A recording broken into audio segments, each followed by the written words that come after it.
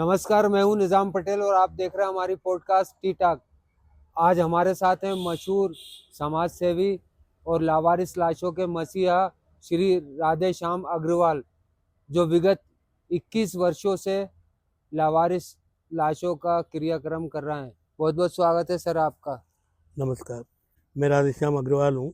इस भोपाल महानगर में एक ऐसी घटनाक्रम हुआ कि मुझे ये रास्ता चुनना पड़ा। जब से मैं सेवा कर रहा हूँ उसको देखते देखते 21 साल हो गए, और 21 वर्ष में जो लोग सड़क पर मर जाते हैं, या मीडिया अस्पताल में उनके परिजन छोड़ के भाग जाते हैं, या उपासना स्थल पे भीख मांगते मांगते जिनकी मृत्यु हो जाती है, ऐसे लोग लावारिस होते हैं। कई ट्रेन से गिर जाते हैं, ट्रेन से गिरकर कटकर मर जाने से, उनके पास कोई आइडेंटिटी न होने से वो लावारिस हो जाते हैं। ऐसे लावारिस लाशों का मेरे को ईश्वर ने जो प्रेरणा दी, एक घटनाक्रम ने ऐसा मोड़ कर दिया कि लावारिस लाशों का तो अंतिम संस्कार करता ही हूँ मैं। मीन्स को समाज की उस दशा के भी, ये जो बेचारे उपासना स्थल, अस्पताल परिसर या बाहर डेरा डाले पड़े हैं, उनके लिए फूड पैकेट डिस्ट्रीब्यूट करता हूँ, बांटता हूँ उनके बीच में। ठंड के सीजन में शीतलहर पड़ रही है तो उनको कंबलों का वितरण करता हूँ। सबसे मेन मेरी सेवा अंतिम संस्कार सेवा है।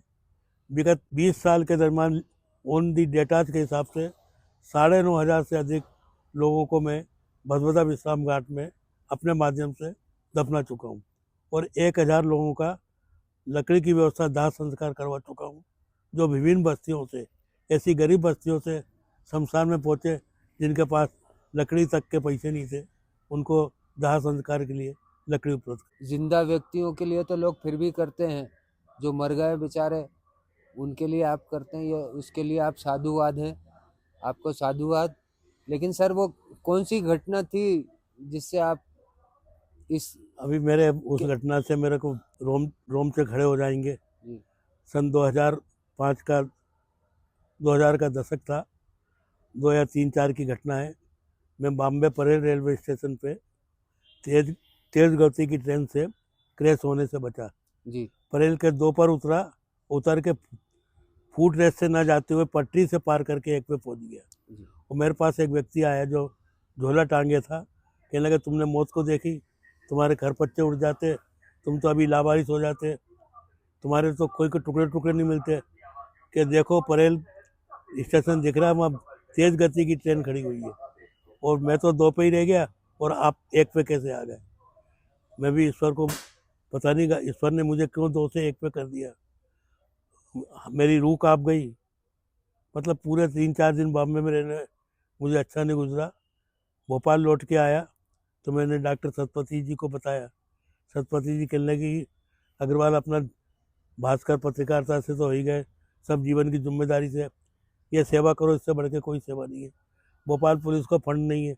अभी आपने देखा आपके सामने ही पुलिस वाला कोई फिजा थाने में, कोई रेन बसेरे के अंदर 40-45 वर्षीय उम्र के एक युवक की लाश छोड़ के भाग गया। वो किसी का बेटा होगा, किसी का भाई होगा, किसी माँ की आत्मा का होनहार बच्चा होगा, पर इलाज के में उसकी डेथ हो जाने और उसका साधन के अभाव में कि यहाँ मुझे अभी 2-4-5 हज़ार दाह संस्कार में खर्च करने पड़ेंगे, या गांव ले जाना पड़ेगा। तो उसने सोचा कि आया रेन बसेरा में, चुपचाप देखते रहो, छोड़ के भाग गया। अरे जो आदमी 2 घंटे पहले बारिश था वो लावारिस हो गया। इस तरह की लावारिस लाशें कोई फैजा थाने में सबसे अधिक मिलती है। कोई हमीदिया के अंतर्गत आते हैं, वो हमीदिया अस्पताल के अंतर्गत आते हैं। जी जी। और आज ही एक बच्चे को तालाब में फेंक के गया, उसके वो नवजात शिशु का भी भोपाल पुलिस हमारे पास आई, फिर हमने उसकी दफनाने की व्यवस्था की। तो शासन इस तरह के कार्य के लिए, लावारिस लाशों के लिए कोई फंड या नहीं, कोई शासन के पास कोई फंड नहीं है। मैंने जानकारी भी मांगी, 100 या 200 रुपये मिलते हैं। 200 रुपये में एक आदमी 1 फीट भी गड्ढा नहीं खोदेगा जी। आज मजदूरी 800-1000 रुपये है। फिर वो 600 रुपये लेते हैं 3x6 की कवर खोद के, और उसमें दफनाते हैं। तो 600 रुपये की मदद संस्था अपने माध्यम से देती है उन लेबर को पेमेंट के तो लिए। उनका दाह संस्कार करते हैं? नहीं, कि उन्हें दफनाते हैं? लावारिस को दफनाते हैं। हाँ। और जो शिनाख्त है हाँ। उसका दाह संस्कार कराते हैं। लावारिस को क्यों दफनाते हैं? क्योंकि वो जब तक शिनाख्त नहीं होगी जब तक वो लावारिस पुलिस के पास कानून है। हाँ। जो लावारिस मिला है उसको जला नहीं सकते, दफना नहीं। ऐसे कोई घटना हुई कि एकदम बारिश आया नहीं, ऐसे और ही दो इन 9,500 में 2 या 4 या 5 घटनाएं हुई, जिसमें एक घटना में तो और अति हो गई कि वो जो उसने लाश उखाड़ रहा था तो वह नागराज निकले, वो जो गेती से उखाड़ने की प्रयास कर रहा था उसको नागराज ने डट लिया, अरे अरे, उसकी ऑन द स्पॉट मौत हो गई। जी मैंने उसके लिए उस टाइम की 15-16 साल की घटना है, मैंने तत्कालिक कलेक्टर को भी लिखा इसके परिजनों में इसको सरकारी नौकरी या कोई अनुकंपा दी जाए या इसकी मदद की जाए, पर शासन प्रशासन है, कागजों पे कार्रवाई रहती है, नहीं होगी। ये आप इतने पुण्य का काम करते हैं तो आपके पास फंड की कमी नहीं होती? मेरे को जन भागीदारी से कश्मीर से कन्याकुमारी तक इस 20-21 साल में सोशल मीडिया से मैंने लोगों को पत्र भी लिखे थे, उन पत्रों के माध्यम से और प्रचार के माध्यम से सबसे बड़ा मीडिया सबसे बड़ा सार्थक हुआ। और मेरा सबसे बड़ा जो मोटिव था, पत्र में जो लिखता था, मैंने अगर 10 पत्र लिखे तो 10 में 6 लोग मदद करने वाले आ मदद गए। करने के लिए। अब तो ऑनलाइन हो गई बैंकिंग सुविधा, तो ऑनलाइन पेमेंट आता है। मैं रोज़ाना 200-250 लोगों को एम्स के गेट नंबर 3 पर फूड पैकेट वितरित करता हूँ। आज भी? आज भी रोज 1 बजे गाड़ी जाएगी जी जी। और हमारी खड़ी हो जाएगी गाड़ी, लोग लाइन में लगे रहेंगे और भोजन के पैकेट लेके जाएंगे, अरे वाह, जिसमें 6 पूड़ी सब्जी और मिठाई पड़ती है। वाह वाह। ये भी मैं नहीं बांटता, जैसे आप किसी के परिवार में पुण्यतिथि है, किसी को अपने जन्म उत्सव मनाना है, कोई को मेरी एनिवर्सरी मनाना है, कोई बच्चे के जन्म मनाना है, और कोई आके जनो तो हमसे संपर्क करें एक दिन पहले, तो हम भोजन का ऑर्डर दे देते हैं, बन के आ जाता है बांट। हम देख रहे हैं कुछ शव वाहन भी आपके पास हैं? मेरे पास 100 वाहन था, वो एक बहुत पुराना, अब वह गाड़ियाँ भोजन बांटने के लिए बाजन। 2-3 गाड़ियाँ, जी जी। और 100 वाहन के लिए तो नगर निगम ने बड़ी अच्छी व्यवस्था कर रखी है। उनको तत्काल फ़ोन करो, 15-20 मिनट में गाड़ी भोपाल महानगर में नगर निगम क्षेत्र में पहुंच जाती है। लोग मुझसे नंबर मांगते हैं, मैं नंबर देता हूँ। तो ये लावारिस लाशें कहाँ कहाँ से आपको प्राप्त होती हैं? एक तो मेरे को मीडिया कहीं से छोड़ के कहीं से चले गए। प्राप्त, पूरे थाना क्षेत्रों में हाँ, कहीं से भी लावारिस लाशें मिलेगी हाँ। तो वो पोस्टमार्टम के लिए जाएगा, उधर पोस्टमार्टम से लाश बदौदा पहुंच जाएगी, वो जो आरक्षक वो पर्चा लेके आएगा, यहाँ से पेमेंट लेके जाएगा, यहाँ से पैसा लेके उसको जाएगा। खबर जो खोदता है उसको वो देगा। तो ये शमशान घाट के जो कर्मचारी हैं या जो भी हाँ, अध्यक्ष उपाध्यक्ष या जो लोग हैं वो लोग भी थोड़ी हेल्प करते हैं कोई आपकी? नहीं कर सकता, वो सब अलग अलग है। मैं कह रहा हूँ कि आंखों पे पट्टी बंधी हुई है, ये काम वो भी कर सकते हैं, बदौदा वाले भी, पर नहीं करते। कोविड में आपको परेशानी आई होगी? कोविड में 170 से अधिक डेड बॉडियों का मैंने दूर खड़े होकर भी, हाँ। और ये मोबाइल क्रांति से हाँ। सबको संतुष्टिकरण से उनका अंतिम संस्कार कराया। तो ये तो रहा लावारिस लाशों में, तो हिंदू मुस्लिम सभी होते होंगे? और उसको कोई लावारिस में तो कोई मतलब ही नहीं था मुझे, जी जी जी। हिंदू है मुसलमान हो, और कब्रिस्तान में नहीं ले जाते उसको, तो वहीं वहीं ले बदबदा जाएगा। बदबदे ही जाएगा। उनके लिए कोई जमीन वगैरह आरक्षित? बदबदा है ना, वो एक बहुत 2-3 एकड़ जमीन है, ला, उनमें ही खोद के लावारिस लाशों की? वहीं दफना। लावारिस लाशों। वहाँ से 50 रुपए की हाँ, पर्ची कटती है, जी जी। ये थाना क्षेत्र की नंबर कर। तो आप तो पत्रकार भी रहे हैं? हम मैं दैनिक भास्कर में पत्रकार रहा हूँ 12 साल, हाँ, और उसके बाद 2-1 साल तक रहा, पर सबसे जब जीव उब गया जी जी। तो मैं जन सेवा का काम कर रहा हूँ, और मुझे सुकून है।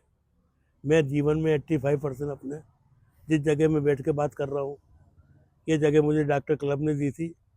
उस समय तत्कालिक जो अधिकारी थे कि आप तो बेटे सेवा करिए, हम आपके नाम साथ- एवंटित कर देंगे, जी जी। पर मुझे आपके कैमरे के माध्यम से बोलना पड़ रहा है कि शासन प्रशासन को समाज के लिए इतना आगे रह के, जो शासन की सरकार का काम है, राधे श्याम का काम नहीं है, वो जो कर रहा है ये जैसे शमशान घाट जीवित है ऐसे ही संस्था जीवित रहे, तो इसको आवंटन में उनको तकलीफ हो रही है, इस वो जमीन आवंटन को- नहीं कर रहा है। जी जी। तो हम लोग खास तौर से हमेशा ये शिकायत करते हैं कि शासन कुछ नहीं कर रहा, प्रशासन कुछ नहीं कर रहा, पब्लिक को भी आगे आना चाहिए।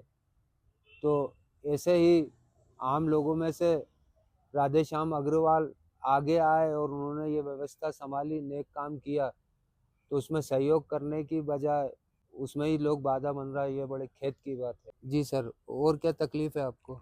नहीं, और कोई तकलीफ नहीं है, और सब में सब लाश दफनाने में कोई तकलीफ नहीं है। नगर निगम की व्यवस्था बहुत बढ़िया है। मैं उनने मेरे लिए बोल रखा है कि कोई गाड़ी मुक्ति महान मांगे या मर्चरी बक्सा मांगे तो तत्काल पहुंचाते हैं। पर यही है कि शासन की जो प्रशासनिक व्यवस्था है उस पर दुख होता है कि जब हम बुद्धिजीवी पढ़े लिखे लोगों के की फाइलें जब इस तरह पड़ी रहती है तो जो गांव का जो चप्पल पहन के घूमता है उसकी क्या हालत होती है। जी जी।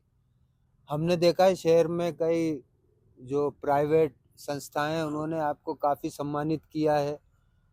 गवर्नमेंट की तरफ से ऐसा कोई सम्मान वगैरह आपको? नहीं, मैंने जब समय समय पे होता है जी तो अप्लाई करता रहता हूँ। मैंने अभी पद्मश्री के लिए भी आवेदन दिया है, जी 26 जनवरी के पहले उसकी जी जी। लिस्ट जो भी निकले। हाँ। और मुझे कई बड़े प्लेटफार्म पे लायंस, रोटरी, नगर निगम, कई जगह संस्थाएं मुझे सम्मानित कर चुकी है। और मैं सबसे बड़ा खुश हूँ कि जहाँ मैं नहीं हूँ वह मेरी लोग चर्चा करते हैं। वो मेरी नहीं, मेरे काम की चर्चा करते हैं। इसमें निस्वार्थ काम है और पॉजिटिविटी, हाँ।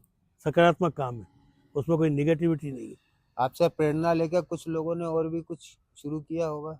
नए लोग नकल करके बना लिए पर नहीं कर पाएंगे, नहीं कर पाए। कर नहीं पाएंगे। जी जी। नकल करना आसान है, हाँ। अपनी लकीर खुद बढ़ा है। मेरे ये इन्हीं 20-21 साल में एक घटना भी 2 साल पहले कैसी घटी। जी एक IAS अधिकारी ब्रेनलेस हो गए, अभी है, जीवित भी हैं। उनकी पत्नी प्रिंसिपल से रिटायर हुई, वो हमारे से लंबे अरसे से जुड़ी हैं। तो उनने फ़ोन किया कि भैया मैं बीमार हो जाऊं, मर जाऊं तो मेरी लाश पड़ी रहेगी, मैं आपको कुछ पैसा भेज रही हूँ, मेरे अंतिम संस्कार के लिए फंड में आप जमा कर दें। अरे तो कितना दुर्भाग्य है। एक जगह से तो और फ़ोन आया, 4 कंधे नहीं मिले होली के दिन।